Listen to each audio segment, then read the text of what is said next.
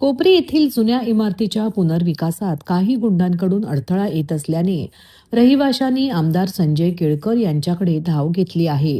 केळकर यांनी थेट पोलीस आयुक्तांशी संपर्क साधल्यानंतर या प्रकरणी कडक कारवाई करण्यात येणार असल्याचे बोलले जात आहे.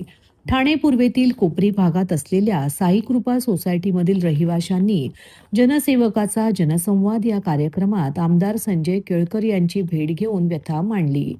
इमारत जुनी झाली असल्याने त्याचे पुनर्विकासाचे काम एका विकासकाला देण्यात आले आहे. मात्र काही गुंड विकासकाला काम करू देत नसल्याने गेली वर्षभर रहिवासी हक्काचे घर नसल्याने इतर ठिकाणी भाड्याने राहत आहेत. संजय केळकर यांनी तत्काळ पोलीस आयुक्तांशी फोनवर संपर्क साधून ही बाब निदर्शनास आणली. यावर आयुक्तांनी या प्रकरणी स्थानिक पोलिसांना तत्काळ कारवाई करण्याचे आदेश दिल्याची माहिती संजय केळकर यांनी दिली. या कार्यक्रमात वर्तकनगर म्हाडा वसाहतीतील इमारत क्रमांक 6चे रहिवासी देखील उपस्थित होते. गेली 10 वर्षे या इमारतीचा विकास रखडला असून रहिवासी हवालदिल झाले आहेत. या इमारतीबरोबरच इमारत क्रमांक 48 ते 50 आणि 11 या इमारतींचा प्रश्न देखील अनेक वर्षांपासून आहे. लवकरच संबंधित विकासकांची आणि रहिवाशांची बैठक घेऊन पुनर्विकास मार्गी लावणार असल्याचे संजय केळकर म्हणाले. नागरिकांना आवाहन करण्यात येत आहे की सध्या डासांमार्फत पसरणाऱ्या डेंग्यू या आजाराचा प्रसार रोखण्यासाठी प्रत्येकाने पुढील प्रमाणे कार्यवाही करावी. डेंग्यू आजार एडिस इजिप्ती हा डास चावल्याने होतो. या डासांची पैदास साचलेल्या किंवा साचवलेल्या स्वच्छ पाण्यामध्ये होते. 8 दिवसांपेक्षा जास्त दिवस पाणी उघडे व साचून राहिल्यास त्यात डास अंडी घालतात. अंड्यांच्या अळ्या तयार होऊन पुढे डास तयार होतात. यासाठी आपल्या घरातील पाणी साठे उदाहरणार्थ बॅरल्स, पिंपे, टाक्या, हौद, रांजणे इत्यादी दर आठवड्याला रिकामे करून घासून पुसून कोरडे करून पुन्हा भरावे. 1 दिवस कोरडा दिवस म्हणून पाळावा. पाणी साठ्यांना घट्ट झाकणे बसवावीत किंवा जुनी साडी, चादर, धोतर यांनी बांधून झाकून ठेवावीत, म्हणजे डास त्यात जाऊन अंडी घालणार नाहीत. घराच्या गच्चीवर, आजूबाजूला, अंगणात कोठेही पाणी साचू देऊ नये. भंगार सामान उघड्यावर टाकू नये. उदाहरणार्थ टायर्स, प्लास्टिक सामान, कुंड्या, टाकाऊ वस्तू इत्यादी. अशा सामानात पावसाचे पाणी साठून त्यात डेंग्यूच्या डासांची पैदास होते. घरातील कूलर्स, फ्रीजच्या पाठीमागील ट्रे हे देखील वेळोवेळी कोरडे करावेत. लक्षात ठेवा, नुसत्या फवारणीने डास घनता कमी होत नाही, तर त्यासाठी डास पैदास ठिकाणे नष्ट करणे ही आपल्या सर्वांची जबाबदारी आहे. कोणताही ताप अंगावर न काढता जवळच्या शासकीय रुग्णालयात मोफत औषधोपचार घ्या. अशा प्रकारे नागरिकांनी सहकार्य केल्यास डेंग्यूचा प्रसार रोखणे सहज शक्य आहे. नीट पेपर फुटी संदर्भात सोशल मीडिया आणि विविध प्रसार माध्यमांमध्ये येणाऱ्या बातम्यांमुळे संपूर्ण कोचिंग क्लास क्षेत्रावर संशय व्यक्त केला जात आहे.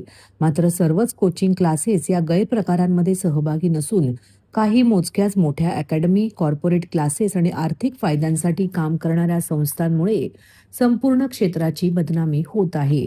काही मोठे क्लासेस महाविद्यालयांशी टायअप करून विद्यार्थ्यांना आकर्षित करतात. तसेच शालेय आणि महाविद्यालयीन शिक्षकांचा खाजगी शिकवणीसाठी वापर करून शिक्षण व्यवस्थेला पोखरत आहेत. त्यामुळे विद्यार्थी, पालक आणि सरकारची आर्थिक व मानसिक फसवणूक होत असल्याचे संघटनेने म्हटले आहे. झोपडपट्टी आणि ग्रामीण भागात अल्प फीमध्ये शिक्षण देणारे अनेक सामान्य क्लास चालक प्रामाणिकपणे काम करत आहेत. मात्र काही विकृत प्रवृत्तीच्या लोकांमुळे त्यांची नाहक बदनामी होत असून उदरनिर्वाहाचा प्रश्न निर्माण झाला असल्याचे संघटनेने स्पष्ट केले आहे. यासोबतच संघटनेने सरकारकडे अनेक महत्त्वाच्या मागण्या केल्या आहेत. नीट आणि जेईई सारख्या परीक्षा रद्द कराव्यात. पेपर फुटीत सहभागी आरोपींवर मनुष्यवधाचा गुन्हा दाखल करावा. कोचिंग क्लासेसमध्ये शिकवणाऱ्या शालेय व महाविद्यालयीन शिक्षकांवर कायदेशीर बंदी आणावी. तसेच महाविद्यालय आणि क्लासेसमधील टायअप पद्धतीवर कठोर कारवाई करावी अशी मागणी संघटनेकडून करण्यात आली आहे. तसेच एक देश एक बोर्ड, एक अभ्यासक्रम आणि एकच परीक्षा हे धोरण देशभर लागू करण्याची मागणीही संघटनेने केली आहे. 12वीच्या परीक्षेचे स्वरूप स्पर्धात्मक करून त्यावर व्यावसायिक अभ्यासक्रमांना प्रवेश द्यावा आणि विद्यार्थ्यांची महाविद्यालयीन उपस्थिती अनिवार्य करावी असेही निवेदनात नमूद करण्यात आले आहे. पेपर फुटीसारख्या घटनांमुळे विद्यार्थ्यांचे भविष्य धोक्यात येत असून अशा प्रकारांना आळा घालण्यासाठी सरकारने कठोर धोरण आखावे अशी मागणी coaching classes welfare association of महाराष्ट्राने केली आहे. सदर विषयी coaching classes welfare association of महाराष्ट्राचे सरचिटणीस सचिन सरोदे व coaching classes welfare association of महाराष्ट्राचे अध्यक्ष सतीश देशमुख यांनी प्रसारमाध्यमांशी बोलताना अधिक माहिती दिली. कसं आहे, या देशामध्ये शोकांतिका आहे किंवा दुःख आहे. न्याय मागायचा असेल तर रस्त्यावर उतरावं लागतं, निवेदन देऊन होत नाही. कोचिंग क्लासेस संचालक संघटना गेल्या अनेक वर्षापासून सामान्य क्लास संचालनासाठी काम करते आणि अशा घटना घडत असताना ज्यावेळेस प्रॉपर गुन्हा दाखल व्हायला पाहिजे त्याच्यावर दिसतोय की 3 लोकांनी आत्महत्या केली. माझ्याकडे यादी आहे. त्याच्या अगोदर 2017 मध्ये पण 2 मुलांनी आत्महत्या केली होती राजस्थानला आणि उत्तर प्रदेश बिहारला. तर अशा आत्महत्या झाल्यानंतर पण शासनाला सांगावं लागतं की बाबा सदोष गुन्हा दाखल करा.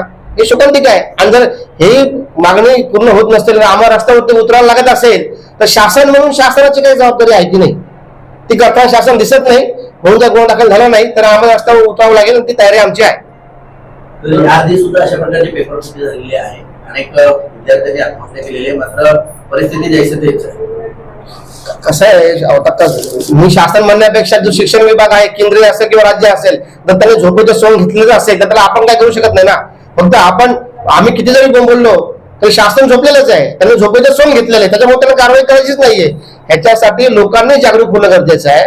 ह्याच्यासाठी जे काही कमर्शियल क्लासेस आहेत त्या क्लासमध्ये आपल्या मुलांना पाठवायचं की नाही पाठवायचं हे देखील पालकांनी ही गोष्ट लक्षात घेतली गेली पाहिजे. आणि अशा आमिषाला बळी न पडता पालकांनी अशा क्लासेसमध्ये मुलांना न पाठवता जे काही शिक्षण शाळेत मिळेल, जे काही शिक्षण नॉर्मल क्लासमध्ये मिळेल तिथे आपल्या मुलांना पाठवलं गेलं पाहिजे. पालकांचं काय होतं, प्रत्येक पालकाला वाटतं माझा मुलगा MBBS झाला पाहिजे, डॉक्टर झाला पाहिजे, इंजिनियर झाला पाहिजे. पण तो मग ते माध्यम कुठलंही असो, परंतु त्यातून जो विद्यार्थी बाहेर पडतो शिक्षण घेऊन तो ती आरोग्य सेवा देण्याकरता कितपत योग्य असतो हा देखील मोठा प्रश्न आहे ना.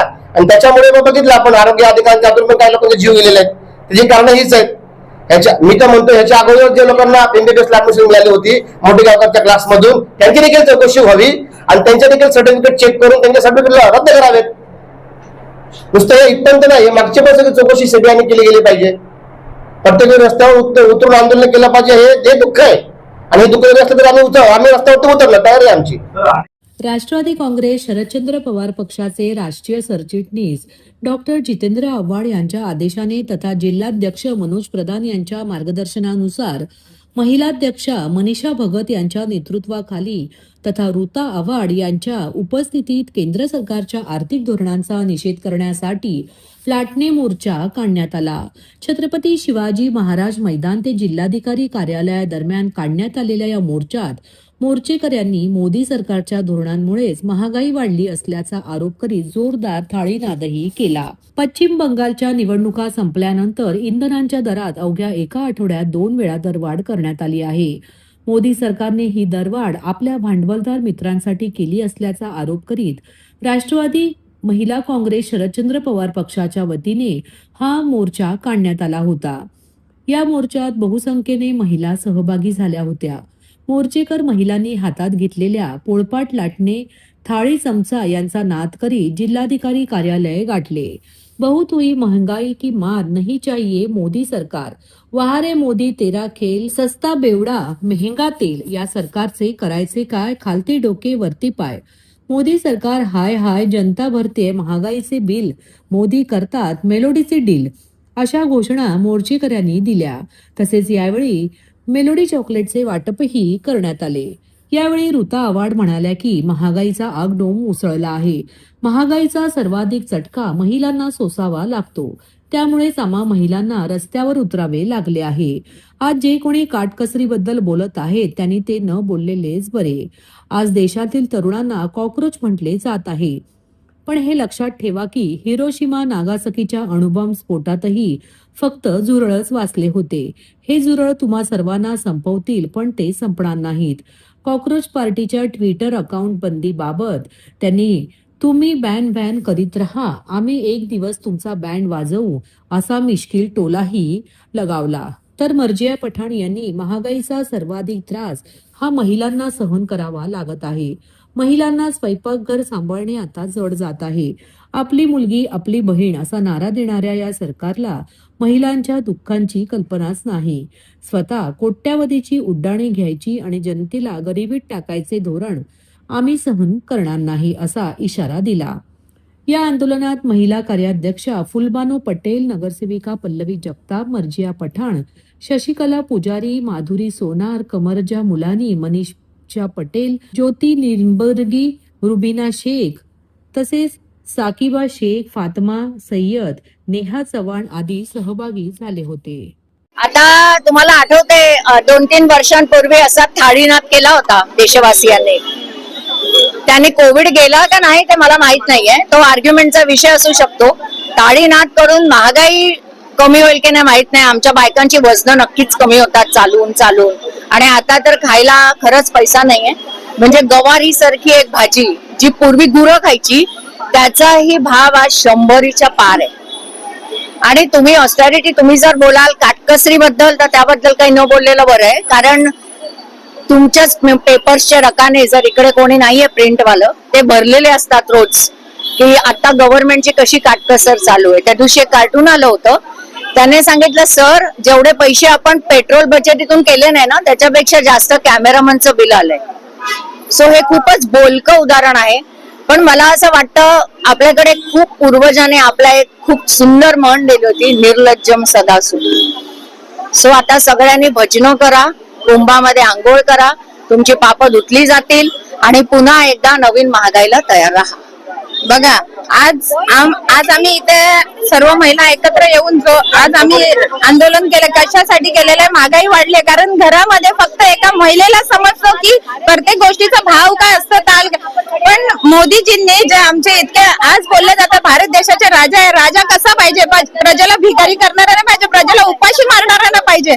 राजा फिरतोय देशी विदेशी सर्वीकडे फिरतोय आणि दुसऱ्यांना नियम लागू की तुम्ही एक वेळचं जेवायचं नाही, तुम्ही हे वापरायचं नाही, तुम्ही ते करायचं नाही, हे नाही. मग काय करायचं? आम्ही मरायचं का? घरात आम्ही काय करायचं सगळ्या गोष्टींना? आणि आज आम्ही लाटणं घेऊन जसं आम्ही आज दाखवतोय, पण एक महिला नाही, आज इथे हजारो महिला आहेत. याच्या पुढे आम्ही आणखीन बहुसंख्येने उतरू. पण आता कुठेतरी आमचा सर्वांचा सहनशीलतेचा अंत झालेला आहे आणि आता आम्हाला ह्या गोष्टीचा विरोध दाखवणं जरुरी आहे. आज आमचे लाडके नेते महाराष्ट्राचे आज बुलंद आवाज जसे माननीय जितेंद्रजी आव्हाड साहेब यांच्या मार्गदर्शनाने आणि ते जसं अन्याय विरोधात उभे राहतात तशीच चालणं आम्हाला मिळालेले आहे. आम्ही पण अन्याय विरोधात उभे राहतो. खूप अन्याय होत चाललेला आहे, कारण आज जर आम्ही उतरलो नाही, आज महिला उतरल्या नाही तर कसं दिसणार आहे त्या सरकारला आज आम्हाला बरीच प्रश्न विचारायचे आहेत. सुरक्षितता आणि सर्व महागाई ह्या गोष्टीचे आम्हाला बरेच प्रश्न सरकारला विचारायचे आहेत. लाडकी बहीण आता संपली लाडकी बहीण. आता याच्या पुढे लाडकी बहीण नाही दिसत आहे. लाडकी बहीण नाही, लाडकी मुलगी नाहीये, कोणच नाही. हा बेटी बचाव, मुलगी आपली सुरक्षित कुठे आहे? महागाई वाढवली आहे, मुलींना सुरक्षितता नाहीये, कोणाला काही नाहीये. कसं करणार आहेत? आज महिला इतक्या रस्त्यावर उतरल्या कशासाठी? काही गोष्टीला अंत झालाय म्हणून उतरल्यात ना. आणि काय करणार आहे? महागाई जर नाही कमी झाली तर आज आम्ही जसं बोलतो ना शांततेत आम्ही आंदोलन केलंय. ह्याच्या पुढे आमचं आंदोलन शांततेत राहणार नाही. आम्ही आमचा आवाज जोपर्यंत दिल्लीला सरकार